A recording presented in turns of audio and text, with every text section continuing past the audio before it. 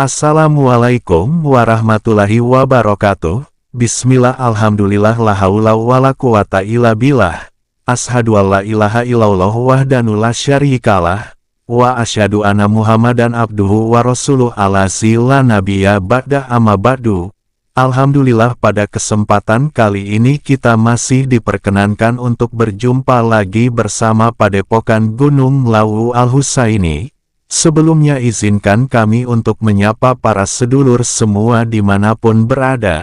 Semoga para sedulur semua senantiasa berada dalam naungan dan lindungan Allah Subhanahu wa Ta'ala. Amin ya Robbal Alamin.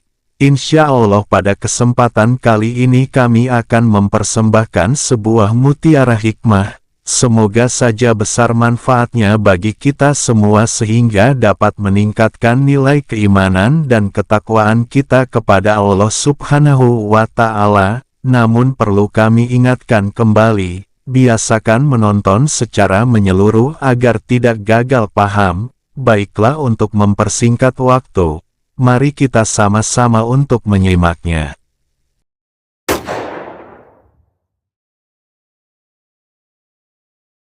Imam Mahdi adalah penutup akhir zaman. Hadirnya adalah tanda kebenaran nubuwahnya Nabi Muhammad SAW. Mengingkari kehadiran Imam Mahdi termasuk kafir hukumnya, karena tidak percaya dengan kenabian Muhammad SAW. Tapi kehadiran Imam Mahdi disembunyikan Allah, karena melindungi dari musuh-musuhnya.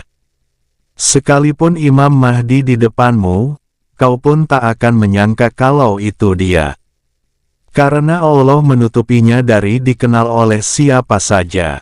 Sekalipun dia mengaku, dia Imam Mahdi, orang tak akan percaya, karena Allah menjadikan orang tak percaya, agar Imam Mahdi terpelihara dari pembunuhan sebelum dia dibayat di depan Ka'bah, agar jiwanya terlindungi dari musuh-musuh yang mengincar nyawanya.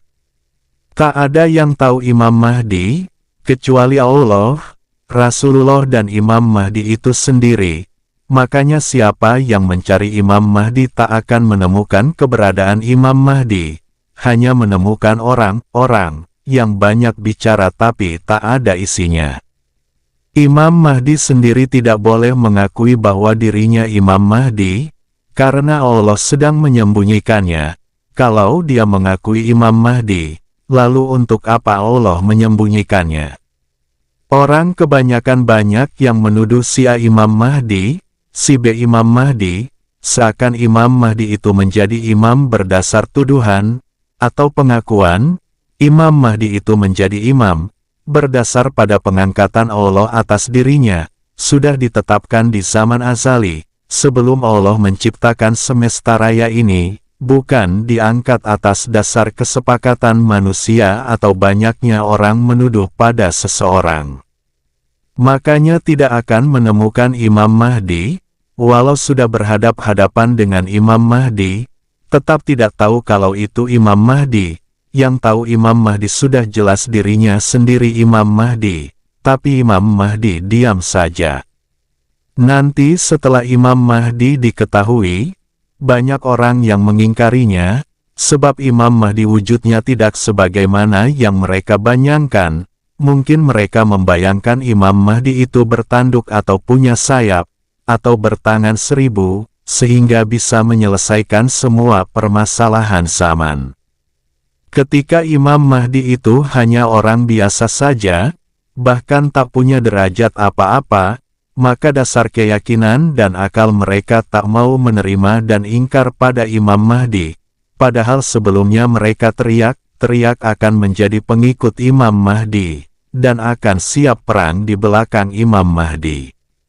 Tapi ketika Imam Mahdi hadir, mereka menolaknya, dan paling keras menolaknya, karena Allah menutup mata, hati, telinga mereka, sehingga tidak bisa menerima kebenaran, lupa bahwa mereka manusia dan Tuhannya tetap Allah. Bukan mereka yang menentukan siapa yang harus menjadi Imam Mahdi, tapi Allah lah yang menentukan siapa yang akan menjadi Imam Mahdi. Kalau Allah saja diingkari, apalagi hanya Imam Mahdi. Dajjal yang bukan Dajjal. Tanda pagar. Di dalam kitab Bidayatul Hidayah, Hujatul Islam Imam Al-Ghazali mengutip sebuah riwayat yang menyebutkan tentang Dajjal yang bukan Dajjal. Beliau menyebutkan bahwa Dajjal tersebut bukanlah Dajjal yang sesungguhnya, tetapi justru dinisbatkan kepada sosok ulama. Siapakah yang dimaksud ulama ini? Mengapa mereka disamakan bahkan terkesan lebih berbahaya dari Dajjal? Aku sangat mengkhawatirkan kalian terhadap Dajjal yang bukan Dajjal, sabda Nabi Shallallahu Alaihi Wasallam. Sebagian sahabat bertanya, siapakah yang engkau maksud, wahai Rasulullah? Nabi Shallallahu Alaihi Wasallam menjawab, ulama yang buruk. Ulama yang buruk dinisbatkan lebih buruk dari Dajjal. Pasalnya, Dajjal itu nyata, jelas bentuk dan visinya. Tidaklah dia diutus di akhir zaman, kecuali untuk menjerumuskan manusia ke dalam kesesatan, dosa, dan keburukan hingga terjerumus di dalam neraka.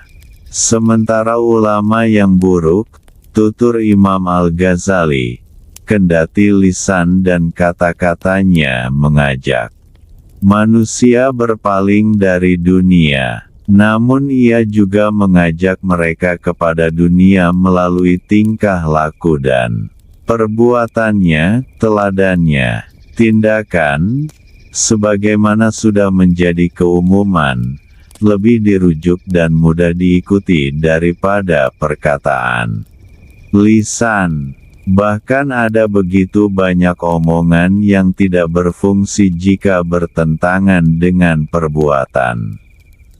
Bahasa sikap lebih fasih daripada bahasa lisan. Sebab manusia lebih cenderung menyaksikan tindakan nyata daripada memperhatikan atau mengikuti kata-kata.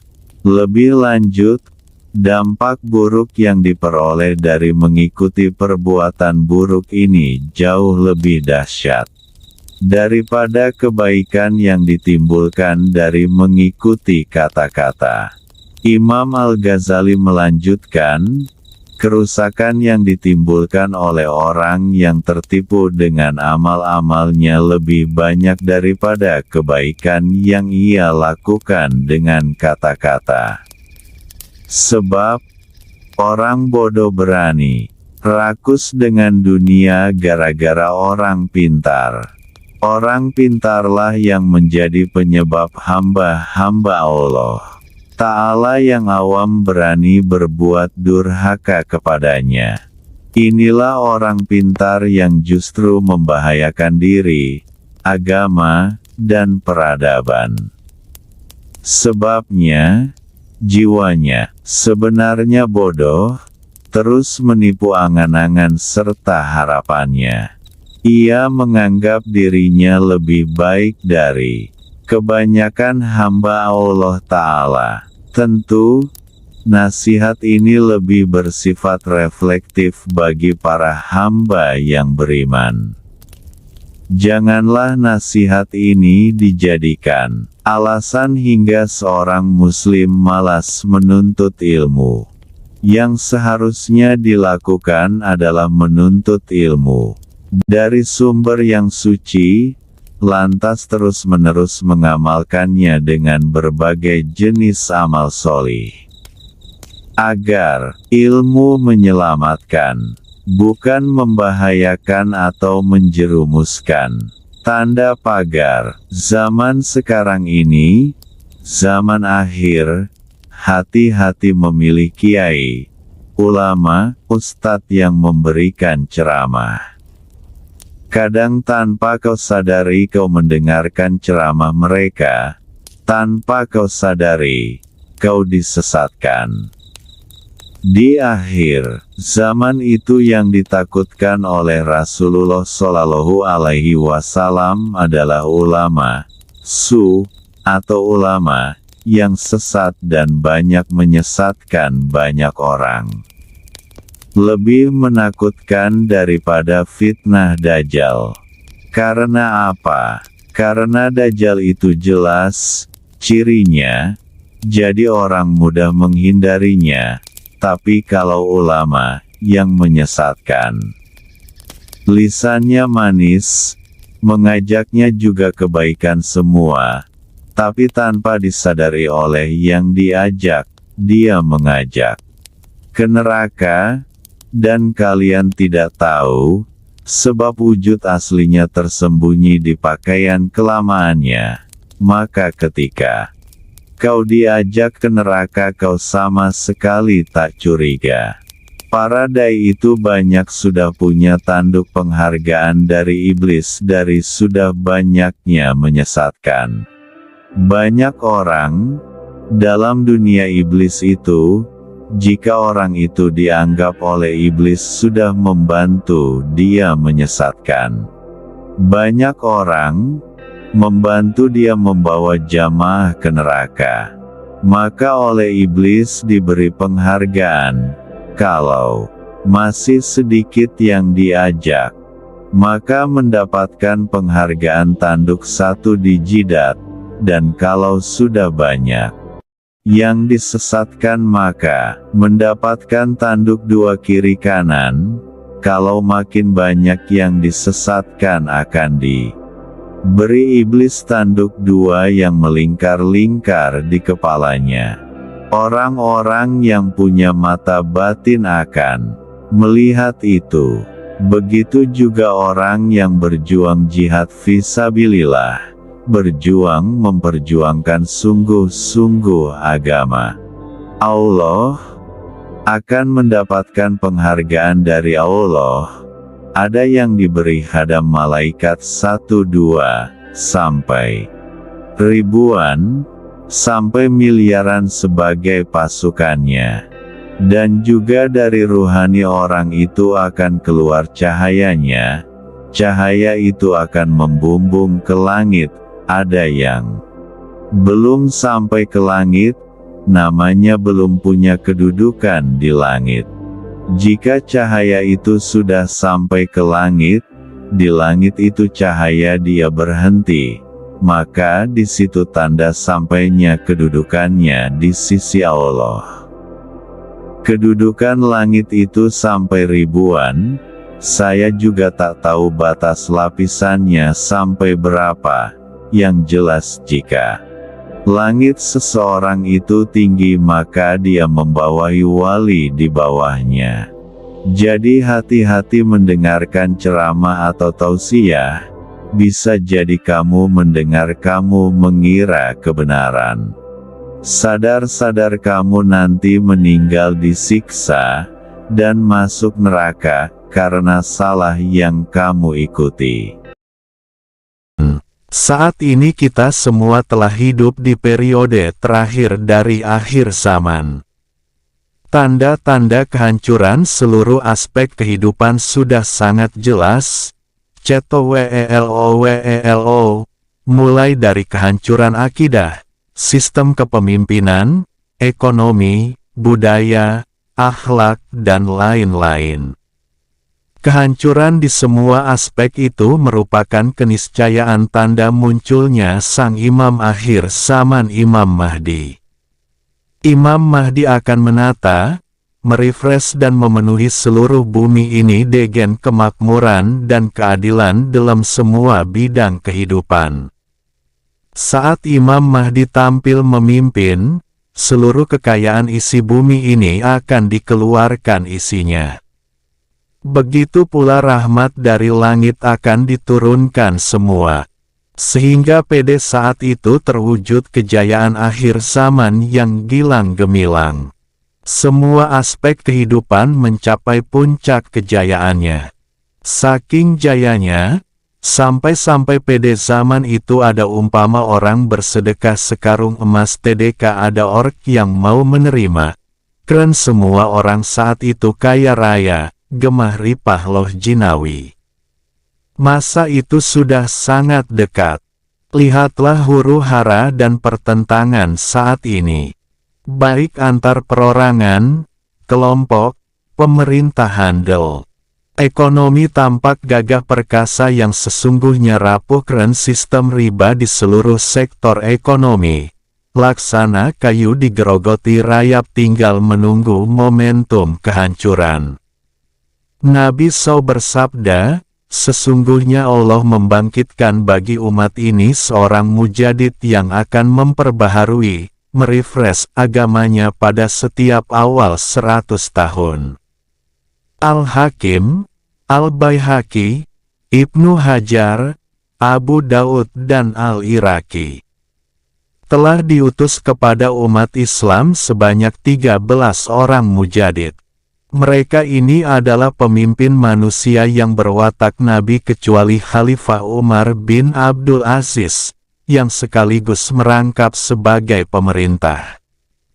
Tetapi di antara mereka ini, tidak seorang pun yang dapat kita katakan sebagai ketua mujadid, dan tidak ada seorang pun yang melantik atau mengisitiharkan, mempopulerkan mana-mana antara mereka itu sebagai ketua mujadid.